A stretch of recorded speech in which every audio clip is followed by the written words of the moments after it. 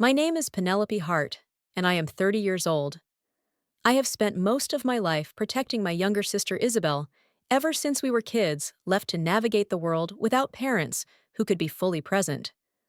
Our mother died when we were teenagers, and our father drowned himself in grief and work running the family auto shop until his heart gave out. That left me to fill the void to braid Isabel's hair, before school, teach her how to spot fake friends, and comfort her through every heartbreak. I helped her get into college, stayed up all night editing her papers, and paid half her tuition when our father's insurance fell short. So when she brought home Victor Langston, her polished older boss, who drove a luxury BMW and wore arrogance like cologne, I smiled and stayed quiet for her sake. But the first time I met him, he barely shook my hand. He looked me over like I was the help, not family, and when Isabel turned to include me in the conversation, he cut her off mid-sentence to talk about his latest acquisition. From that moment, I knew exactly what kind of man he was.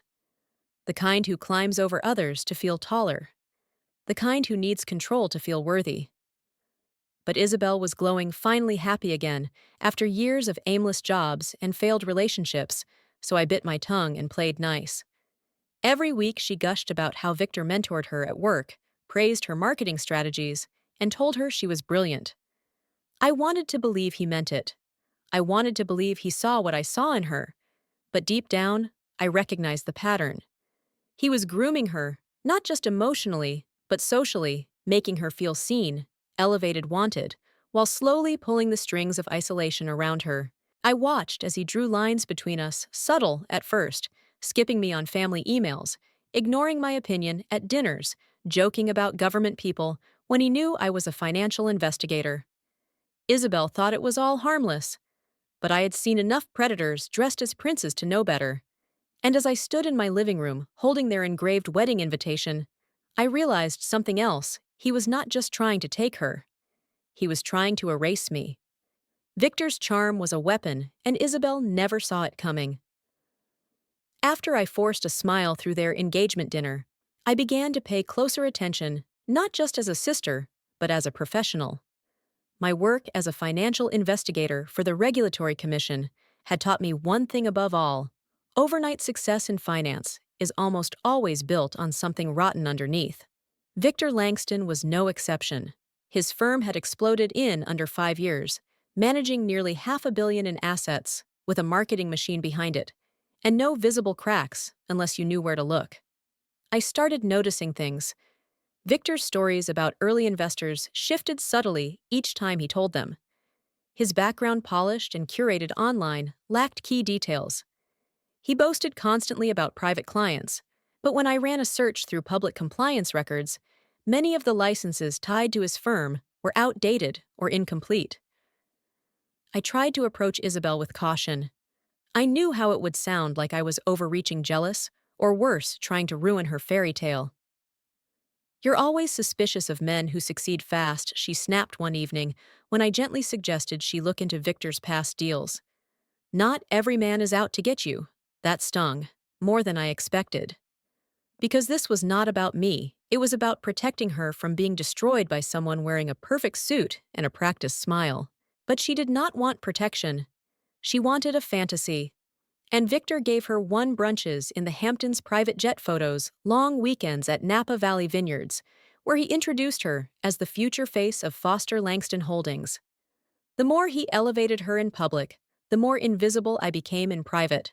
At a family dinner, he mocked me for being a government hall monitor in front of our uncle and a room full of strangers. I laughed it off, even though my stomach twisted with rage. I knew what he was doing, discrediting me, so if I ever did speak up, my words would land with no weight. And Isabel drunk on affection, and diamonds looked at him like he had rewritten the stars for her. I wanted to scream, but I swallowed my fury. Because to take him down, I needed more than suspicion. I needed evidence. If you have ever watched someone you love fall under the spell of a manipulator and felt powerless to stop it, tell me in the comments. Your stories keep this channel growing and give me the strength to create more. Please like and subscribe if you believe truth still matters. ChatGPT Genoy. The deeper I looked, the darker it got. After weeks of watching Victor sidestep questions, rewrite Isabel's memories in real time, and dominate every room he entered, I began investigating his firm the same way I would any potential fraud target. From home, quietly, without Isabel knowing, and what I uncovered made my blood run cold. Foster Langston Holdings was spotless on the surface, but behind the glossy website and curated press releases was a web of red flags. Quarterly earnings reports showed growth that defied market logic. Offshore transfers were quietly registered through shell companies in Luxembourg, and the Cayman's amounts just small enough to avoid triggering automatic reporting, but frequent enough to suggest something calculated. It was not concrete, not yet, but it was smoke. Thick, acrid, undeniable smoke. I forwarded what I had to Derek, my closest colleague at the commission, and asked him to run it through our internal audit filter. "Nothing we can act on yet," he said after 2 days. "But you're right. Something's wrong. Keep watching." I kept watching. At the same time, Isabel kept glowing. Wedding planning consumed her. Her dress fittings, the venue, walkthroughs, the flower tastings, Victor was involved in everything. Too involved. He made her second guess every choice, framed every suggestion as a better option, and guilted her if she pushed back. "He just wants it to be perfect," she told me, after he changed the table layout without asking her. "He says this is his dream too." His dream. His spotlight. His performance. And I was getting written out of the script entirely. One day, Isabel forwarded me the wedding seating chart. "Can you believe he handled this all by himself?" she beamed. I wasn't on it. Not once. Not even at the family table. "Must have been a draft," she said later, laughing it off. But I knew better. He was isolating me from her, from everyone. Controlling the guest list, the photographers, even the order of toasts. And the worst part, Isabel defended him every step of the way.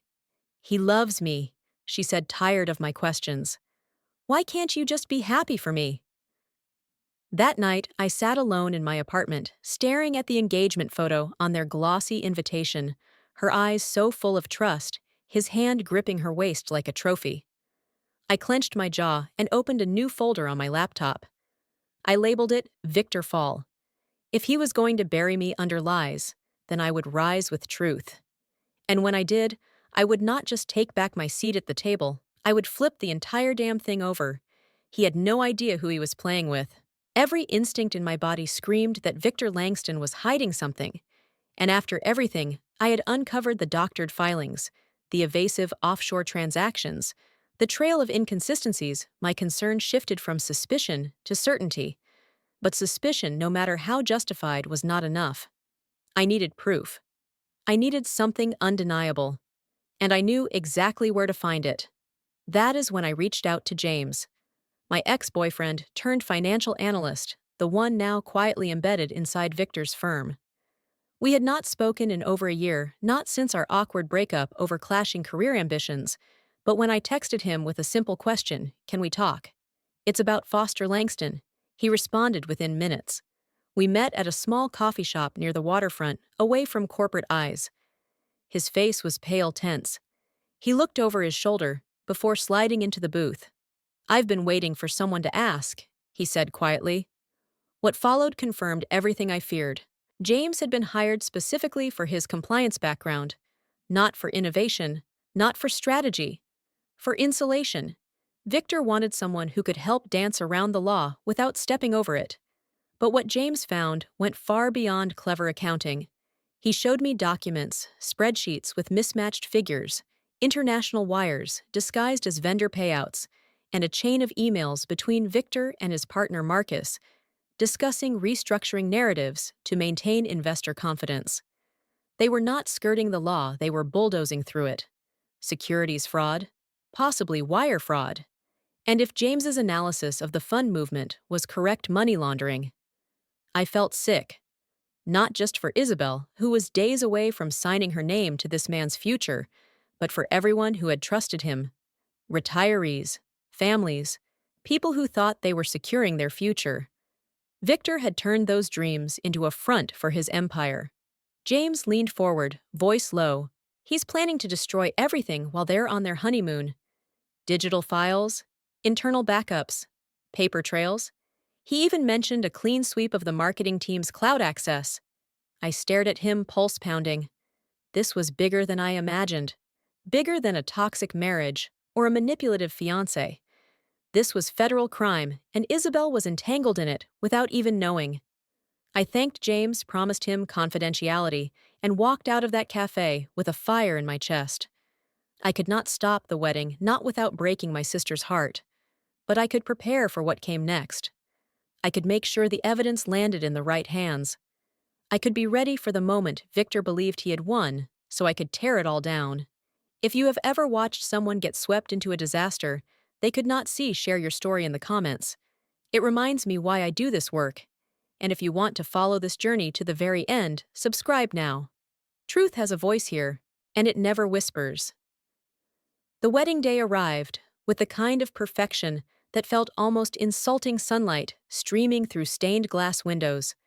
Fresh orchids lining every aisle, and Isabel glowing in her ivory gown, like something out of a bridal magazine.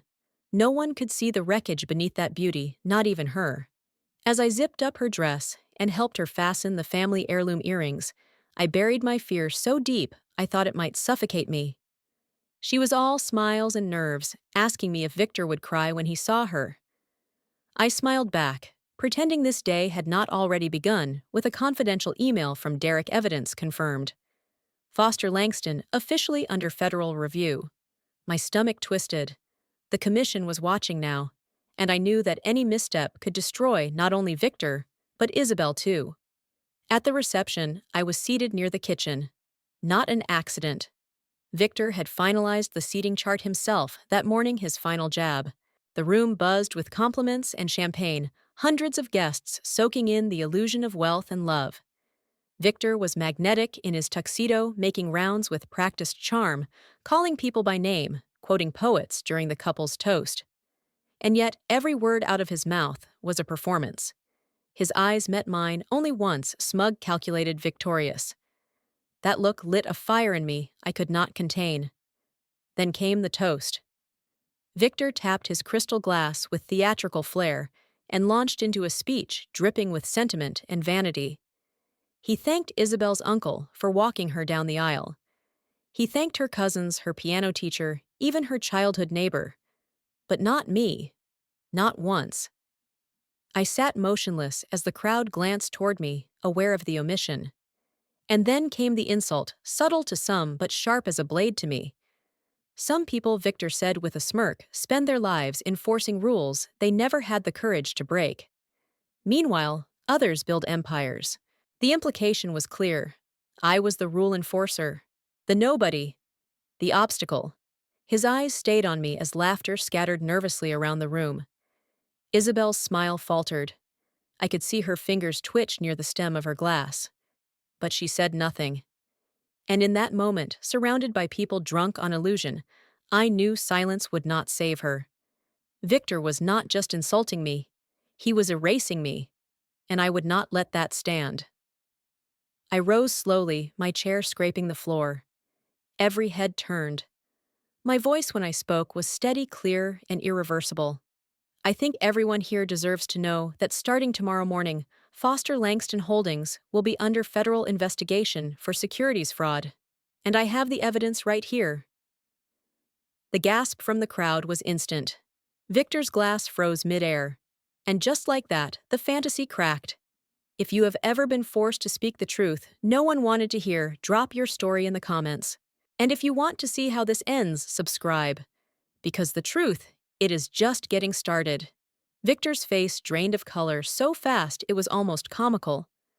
A moment earlier, he had been the master of ceremonies, smirking, sparkling, soaking up applause. Now he looked like a man watching his empire collapse in real time. He opened his mouth to speak, but nothing came out. The silence in the room was heavy, uncomfortable, stretching long and sharp. Then came the murmur, soft at first, then building like thunder as heads turned, whispers erupted, and camera phones rose discreetly into the air. Isabel stood frozen at the head table, her hand still clasped around her champagne flute, her eyes wide and darting between me and Victor. "This is pathetic," Victor finally choked out, voice brittle. "You're jealous. You're trying to ruin our wedding because no one's ever loved you." A ripple of shock moved through the crowd. I did not flinch. "The commission does not investigate based on jealousy, Victor. They act on data, evidence, like yours." I raised my phone slightly. Fabricated reports, falsified investor statements, hidden Cayman accounts. His business partner Marcus, who had been standing behind him, visibly paled and sat down like his legs had given out. I continued calmly, "And emails. Emails where you outlined exactly how to cover your tracks. Would you like me to read those aloud?" Victor took a step forward, rage blooming behind his eyes, but Isabel suddenly found her voice. "Is this true?" she asked, barely more than a whisper. "Tell me she's wrong." Victor turned to her, mask cracking. "It's complicated," he stammered. "She's twisting everything. Are these your emails?" I asked, holding up the screen, with his signature clearly displayed on the wire transfer approvals. He went still. And Isabel, still clutching her glass, set it down slowly. Her fingers trembled as she looked from the phone to Victor and back again.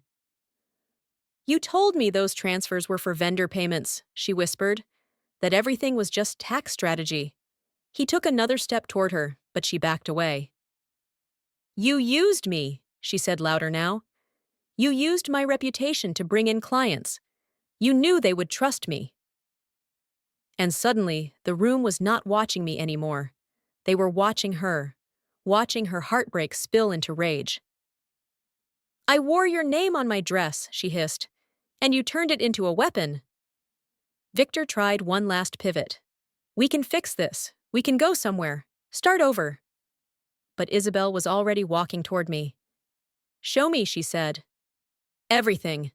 I handed her the phone, and together we stepped off the stage as Victor shouted behind us. This is not over, but it was. He just didn't know it yet. As murmurs spread, and the DJ awkwardly played background music to cut the tension, Isabel scrolled through the files, the weight of every lie sinking into her expression. In that moment, she did not cry. She did not scream. She looked up at me and said quietly, "Thank you for not staying silent." And that was when I knew I had not just exposed a fraud. I had saved someone I loved from becoming collateral damage. After the storm of that night, the aftermath was quieter, but no less brutal. The headlines hit within 24 hours. Wedding day, whistleblower, unmasks, billion-dollar fraud. Isabel's picture, still in her gown, her makeup tear-streaked, was everywhere cropped, beside Victor's face, as if their collapse had been scripted for tabloids. But nothing about what followed was theatrical. It was raw, real, and relentless. Federal agents seized Victor's devices before he even left the ballroom. The next morning, Foster Langston Holdings accounts were frozen and subpoenas flooded in. Victor was booked on charges ranging from securities fraud to wire fraud, money laundering, and obstruction of justice. Marcus, who had gone silent during the reception, turned state's witness within 3 days, offering damning testimony in exchange for leniency. Victor's empire fell like glass underfoot, but behind the headlines was Isabel, stunned, humiliated, and drowning in a guilt that was never hers to carry. She disappeared for 2 weeks, staying in a hotel, ignoring calls, and leaving texts unread. When she finally agreed to meet, it was not at a lawyer's office or in a crowded cafe. It was on the park bench where we used to eat ice cream as kids. She looked hollow, thinner, but held herself straighter. "I could not breathe," she confessed. Every message, every voicemail was someone asking how I didn't know. Like I was stupid, like I was part of it. I told her the truth, that Victor had been calculated, that she had been targeted for her trust, not her weakness. That was the difference. Still, it took weeks for her to stop blaming herself. In time, she met with investigators, laid out everything she had known, which turned out to be nothing of substance, and agreed to help the commission piece together how Victor had used her role in marketing to lend legitimacy to the fraud. Her transparency mattered. It protected her legally and publicly, and slowly, it helped her forgive herself. During one late-night call, she said, "I want to use this for something better. I don't want my name to just be the girl at the fraud wedding." That is when the idea started. A firm. A consultancy. one rooted in ethics, transparency, and education. I offered to help. Melanie and Natalie, loyal as ever, joined without hesitation. And just like that, Mitchell Integrity Solutions was born. It was not about revenge, it was about purpose. But I will not lie. There was something satisfying about knowing that the same name Victor had tried to erase Mitchell was now the brand rising from his ashes. The first clients.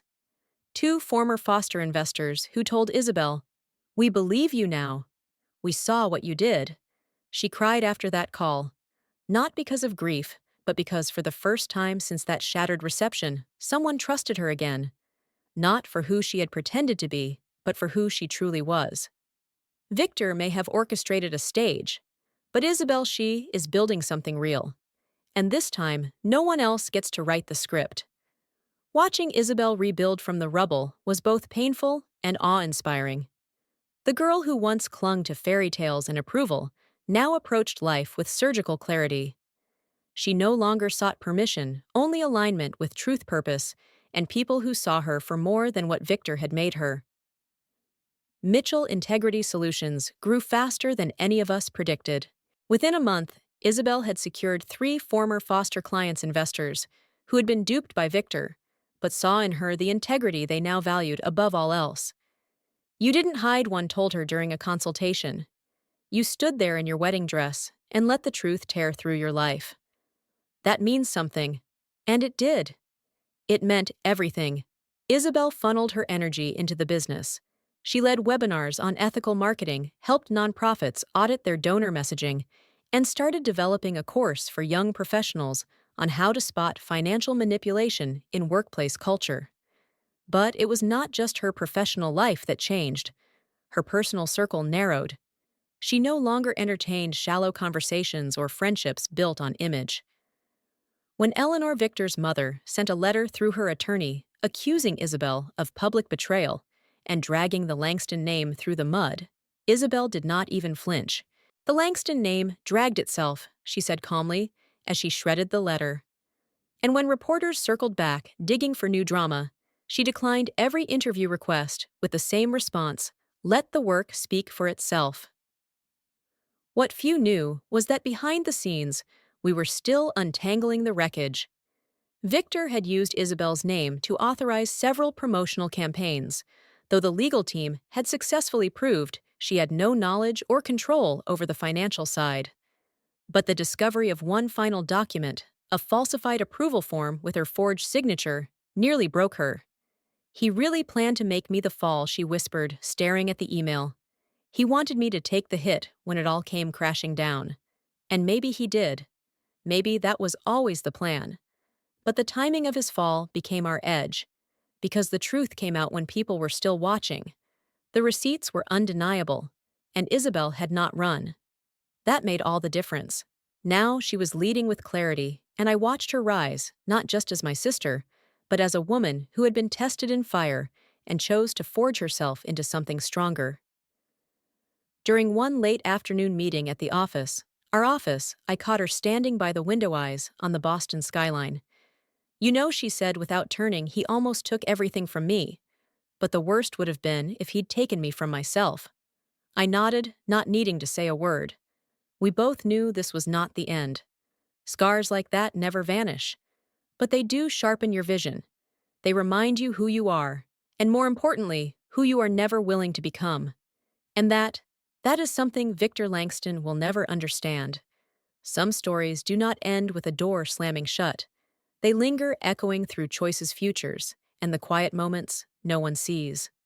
3 months after the wedding, Isabel and I stood in front of the old family house where we had grown up. The porch still creaked the same, the wind still carried the scent of our mother's roses from the garden she had planted decades ago. But we were not the same girls who used to sit on those steps dreaming about the future. We had both been rewritten. Isabel's consulting firm was thriving not just in business but in impact. She had become a speaker at ethics panels, was featured in a financial integrity podcast, and had just been invited to collaborate on a national framework to protect investors from predatory marketing. But more than that, she was grounded, surer. She no longer reached for validation, she created her own reflection of worth. and the world took notice. One evening, over wine on that same porch, she turned to me and said, "You know what hurt the most? It wasn't just that Victor betrayed me. It's that I betrayed myself pretending not to see it for so long." Her voice cracked just slightly. "But you didn't let me drown in it." I did not respond immediately. There was nothing more I needed to say.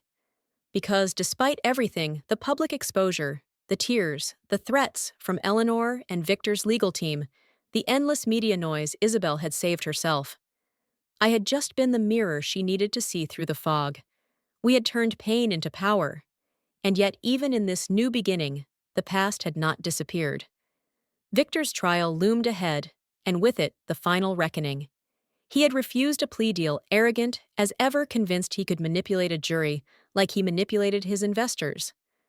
I knew better.